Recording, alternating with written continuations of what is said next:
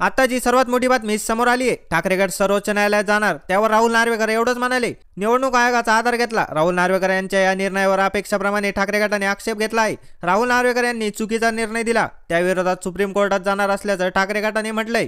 नुकतीच ठाकरे गटाने वरळीत महापत्रकार परिषद घेतली. त्यात त्यांनी राहुल नार्वेकर यांच्यावर आरोप केले होते. त्या दिवशी राहुल नार्वेकर यांनी सुद्धा पत्रकार परिषद घेऊन सर्व आरोप खोडून काढण्याचा प्रयत्न केला होता.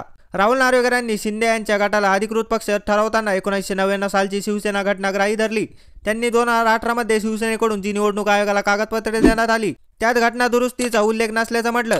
सर्वोच्च न्यायालयाने दिलेल्या आदेशानुसार आपण निकाल दिलाय, असं राहुल नार्वेकर यांनी म्हटलंय. शिवसेनेत पक्षप्रमुखापेक्षा राष्ट्रीय कार्यकारिणीची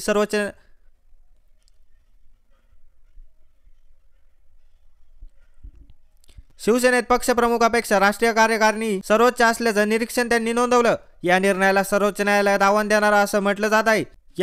सर्वोच्च न्यायालयात आव्हान देणारा असं म्हटलं जात असतानाच आता राहुल नार्वेकर यांनी आपलं मत व्यक्त केलं आहे. मी कायदा संविधानाला धरून निर्णय दिलाय, कोर्ट निर्णयात बदल करणार नाही, असा विश्वास व्यक्त केला. याचिका दाखल झाली असेल तर नोटीस जारी होणं स्वाभाविक आहे, कारण कोर्ट दोन्ही बाजू ऐकल्याशिवाय निर्णय देणार नाही. मी निर्णय दिला तो कायद्यातील तरतुदी, संविधानातील तरतूद आणि शेड्यूल 10 मधील तरतुदीनुसार दिलाय.